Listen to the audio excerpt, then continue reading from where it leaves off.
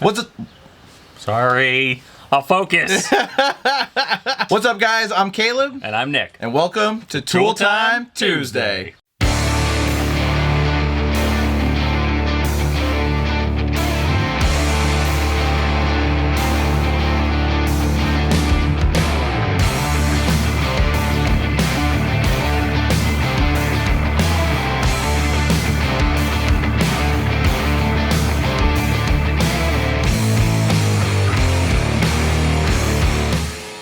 Alright guys, so in this video we're going to be changing out the internal slave cylinder on our 91 Jeep Wrangler YJ. Yeah, we have the 4.0 straight 6, which means we have the AX15 transmission, and unfortunately, if that's before 1994, then you have an internal slave, which means you got to pull the transmission in order to replace it. Which is fine. We already actually did a full detailed video about removing the transmission when we did the clutch job, and I will link that video in the description, so if you need that for a reference, please go down there, check that out, and while you're down there, hit the subscribe button. So let's get in there and change out this slave. Alright guys, so we removed the bell housing here, and in our model of Jeep, you have the internal slave cylinder here, so you will have to remove the bell housing. If you want to see the full video on this, I'll be linking it in the description so you can see the full steps to get this out. So we're going to remove the slave cylinder by removing the O-ring here. We got a stubby flat head, and looks like that's going to do the trick. That's just going to break it right off. Excellent. That's not exactly what we wanted. Oh my goodness, that thing's worn out, huh? Yep. And it should just come right off. Let's try it out. There we go. You just got to get the... Give it a little tug.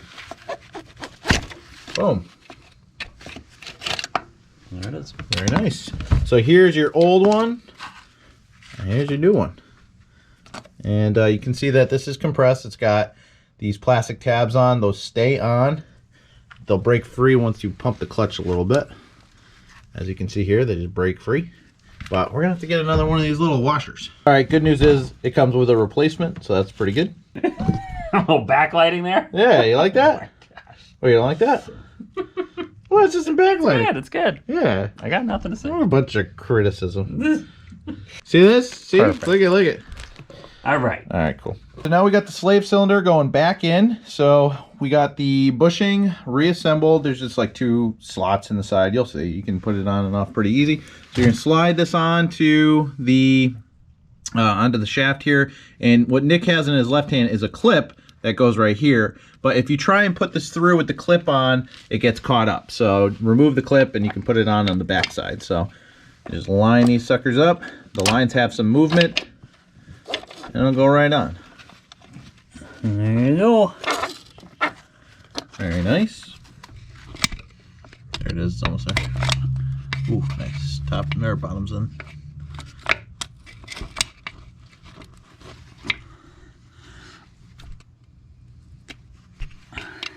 All right, so you got to finagle this back on.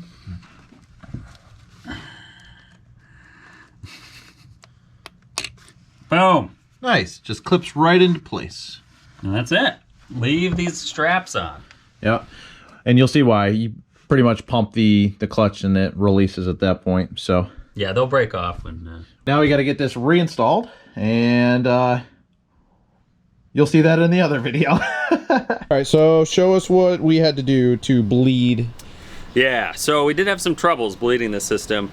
No matter what we did, there was still bubbles in it, and it was not working. So we picked up this Pittsburgh vacuum brake bleeder, and then even then, still getting some bubbles. So what I ended up doing was I put some Teflon tape around the bleeder nipple, and then put this over the nipple, and then actually put a hose clamp around it to clamp it down to get a really nice tight connection. And then you just use this to create some suction, and that'll actually pull the air out of the system instead of having to pump the clutch over and over again to try and push the air out. We're technically sucking the air out. So here we are under the Jeep.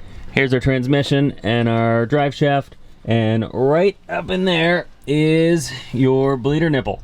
That's the line that goes inside for your internal slave, and then no matter whether you're replacing the slave, master, or both, you're gonna have to bleed this system. So that right there is your nipple. that was also the one I put the Teflon tape not only on the nipple, but on the threads as well going into there. Well, that's how you change out an internal slave cylinder. Hope you guys liked the video. Hope this helped out. If it did, go ahead and hit the like button and subscribe to the channel for more Tool Time Tuesday.